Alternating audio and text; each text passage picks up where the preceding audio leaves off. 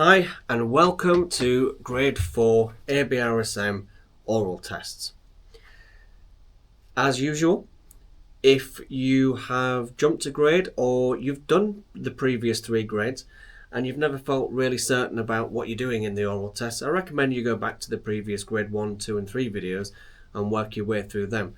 It might help give you a better understanding, particularly for some of the elements that are in this grade 4. Because we do have some new tests in grade 4.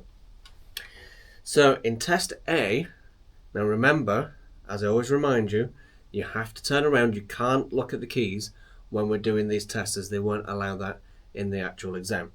So in test A, we have a singing test. So instead of 3 short phrases sung back as echoes like we've done in the previous 3 grades, when you're now going to hear a melody played twice, and it's going to be anywhere between 2 bars and 4 bars, and you have to sing that melody back as accurately as you possibly can. Again, if you're just diving in with me at grade 4, remember they're not looking for a perfect singing voice. They don't care what you sound like. They don't care if you sound like Kermit the Frog, as long as you're singing the correct notes to the correct rhythm. Okay. So again, this one's simple, so we'll do a couple of tests and then move on, because the real main purpose of these videos is for you to understand what the tests are, what they're asking you to do, so you've got the best chance of responding and getting the most marks that you possibly can in the test. So, I'll do a couple of tests for you. Here is a melody for you to repeat. They will ask you, would you prefer to sing it or play it? I would always recommend saying sing it. I know your instinct might be that to play it because that sounds easier than singing, particularly if you're self-conscious about singing. But playing it from memory is going to be really difficult to do unless you've got perfect pitch, unless you can listen to a note and recognise what that note is, and then have a good enough memory to recall the patterns of the notes to be able to then play it on your instrument, whether it be the piano or whatever else it might be. So I would highly recommend that you just give it a shot singing. So here we go. Here's a melody for you to repeat. We're going to do it for the singing version. I'll play it twice. Here is the key chord and your starting note. 1, 2, 3, 4. 1, 2, 3, 4.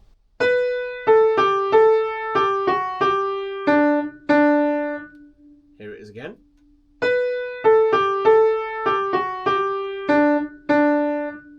Then it's your turn. Nice. Obviously, I can't hear you. I can't tell you whether you've done it correctly or not, but just practicing listening and responding to something that you're having to memorize is good practice anyway. This isn't in place of doing it with your teacher. Absolutely do some additional tests with your teacher, but this will save you an awful lot of time in lessons, them having to explain all the different elements of what you do and the ways to respond and the options of answers that you've got, and you can just crack on doing some practice tests nearer to the exam session. Let's try another one of those. 1, 2, 3, 1, 2.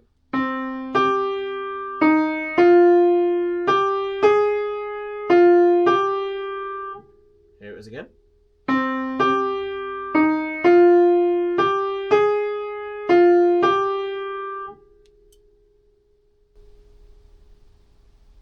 Okay, I'm going to do one more, and that's just because this is the longest example test that we've got in the books that they provide. It's just to give you an idea of how long it could be, but it's not going to be any worse than this. So here's your key chord. Starting note.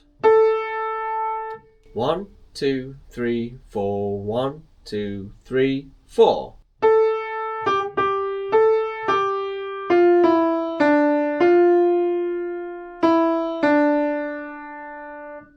Here it is again.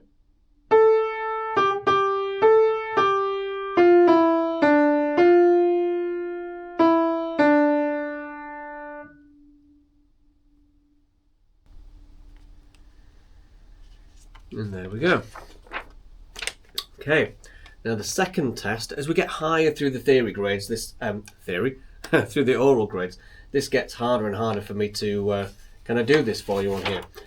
However, the second test, test B, is that they're going to give you a sheet of paper, and they'll give you a particular number. So you'll get a sheet of paper like this, and they'll say sing number 1 or sing number 4. Now the idea behind this is that they're going to give you a chord, the key chord, and they're going to give you your starting note, and in front of you are 5 notes that you have to sing by yourself. You must sing these slowly, because what's going to happen is, if you sing a wrong note, then they will play the correct note that you should have sung, which you can then do correctly, and then you carry on. Because of course, if you get one note wrong, and then you think to yourself, right, the next one goes down a note, well, that's also going to be wrong, isn't it? If the note before it was wrong, okay? And you're basing it on the patterns that you can see. But if you do it too fast, it doesn't give them the time to dive in to correct you on that note that you've done wrong. So you must do them slowly. So for example, if I'm looking at notes, which obviously you can't see here, but you'll get the idea. This is how we would want the test to go if a mistake did happen. So I've got my starting note. La, la, la, la, la, la. Bit extreme, obviously, but you see what I mean. If I go la, la, la, la, it's too late, they can't catch you, and you don't get to sing the rest of the notes, most likely, correctly. Okay, so I'm going to put up on the screen for you a couple of tests. So this is test number 2. So they will say, would you prefer to sing the notes in the treble clef or the bass clef? And again, that's going to depend on whether you are, if you're a pianist, you might as well do the treble clef. You're probably more familiar with that anyway. Unless you only play the cello or something like that, and you're more familiar and more comfortable with the bass clef, then obviously you can do the bass clef. Then they'll say, please sing the notes at number 2 on this page. Sing them slowly, and I'll help you by giving the right note if you sing a wrong one. So here's the key chord, and your starting note, and in your own time, off you go. Now hopefully that should have sounded like.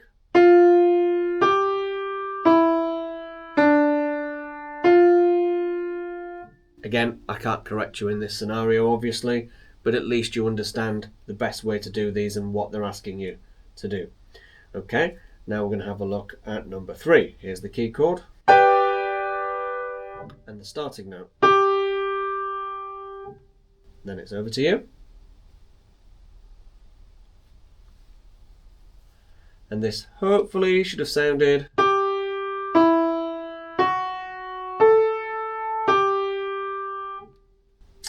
And again, another scenario as to why you might choose bass clef could be because you're a lower voice male singer.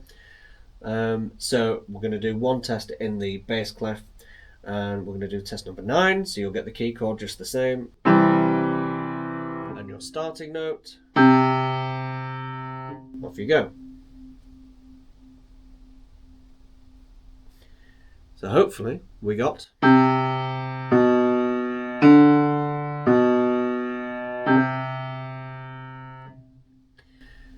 This is actually something that you can practice yourself. I would advise you just get some blank manuscripts and blank sheet music and just write random notes. Keep them all close together because they never have a jump of more than 2 notes higher than the previous or 2 notes lower. But just write lots of random notes and just practice singing one. Say if I wrote down, you can even just write the letters. You could just write down C, E, F. You just write some random ones down, and you could test yourself just by playing after each one. So you can give yourself the first note, you know you're going to get that right. La, la, la, la. So that's quite a good way that you can practice doing that at home with if you've got a piano. Obviously, if you're transposing instruments such as a trumpet or a clarinet and other various things, it's a little bit trickier, and I'm not going to take the time now to explain how we do that, but best to be done on a keyboard if you're able. Finally, just like all the other grades, we've got a piece of music to listen to and questions to answer. So the questions that we have to answer are going to be, again, about dynamics of the louds and softs, articulation, smooth and detached, tempo, which is the speed, tonality, which is the major and minor, which we introduced in the previous grade. You're going to get asked one of those things that I've just mentioned. And the other new thing that you're going to have to do is you're going to have to ask a question about the character. And that usually is what in this piece gives this music the character. So things like it was fast in tempo, it was jolly, it was in a major key, so it sounded really happy. Or it was quite slow, it sounded in a minor key, so it sounded quite sad. You know, you can be quite basic with it, you don't have to get too complicated.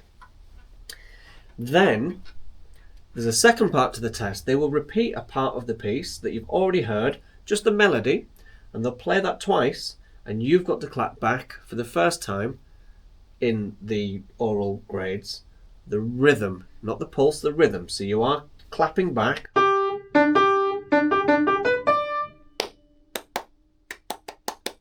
Exactly what they played to you. Now here's the kicker. Usually in grades 1, 2 and 3 we start off by having to clap along to the pulse and decide whether a piece is in 2, 3 or 4, as we recently gained in the previous grade. But we've not done it yet, have we? And it's really sneaky, because after you've listened to this piece of music at the end and you've been listening for all those things that I mentioned and you've been answering all those questions, and then you listen to another bit and you clap it back, then they're going to just say, so was that in 2, 3 or 4? At which point usually most people think, I completely forgot to think about that. Okay, so just bear in mind that in the stuff that they say at the beginning of the test, listen to this piece, then I'll ask you about and character. Okay, so you don't get much opportunity to listen to it to be able to tell whether it's in 2, 3 or 4. So you've got to have that in the back of your mind to remember to be listening out for whether it's in 2, 3 or 4 basically. So let's give one of these tests a go. So I'm going to play you the piece, and as usual, I know they're getting a lot now, but I'm going to be asking you to listen to all of those things: dynamics, articulation, tempo, tonality, character, and then we'll worry about the clapping. So have a listen to this.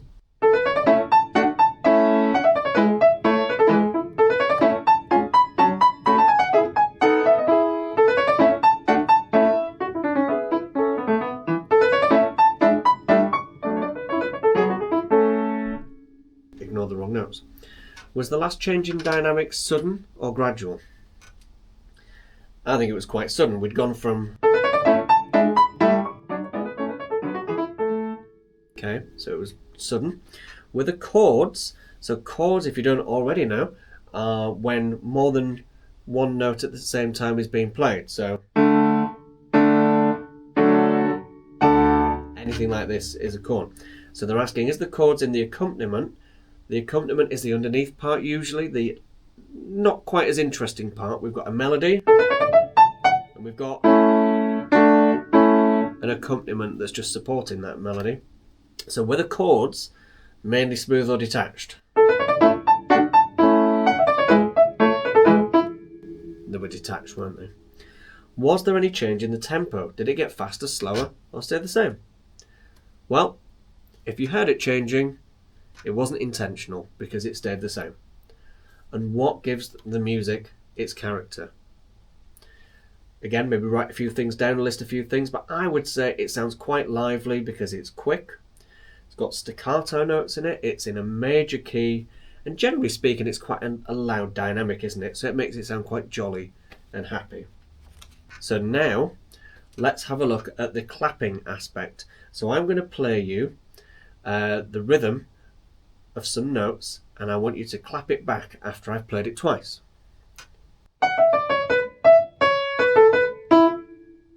Here it is again. Then you clap the rhythm. And hopefully we should have got...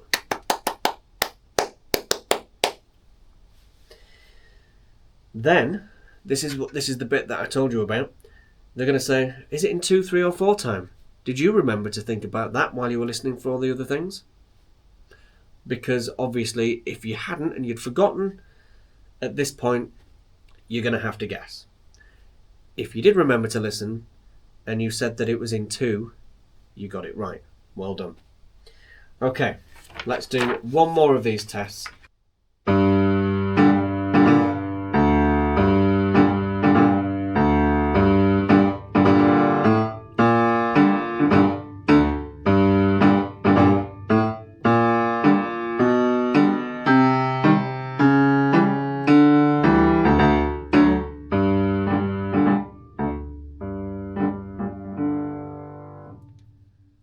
So sometimes you'll get an open-ended question like, describe the dynamics in this piece. I would say that the dynamics, they basically start loud, they stay loud for the majority of the piece, and then they just get gradually quieter towards the end. Were the accompanying chords smooth or detached? Now this is one of the rare occasions where the melody was actually in the lower part. So the accompaniment was in the right hand. Did you guess which one it was? Not guess, but did you hear which one it was? They were detached. All the way through. Was the music in a major or a minor key? It sounds very funeral-like, doesn't it? Very dark-like. Okay, so minor. What in the music gave this piece its character? Again, you can say a few things. You can pause the video, you can write a few things down. I would say the fact it sounds quite military because of all these dotted rhythms. It's minor, so it sounds quite dark, a little bit sad. It's quite slow, it's quite strong, so it maybe sounds like a baddie walking into the scene of a superhero movie about to get Superman or something. Right, we'll leave it there. Well done for getting to the end. And good luck with your exam.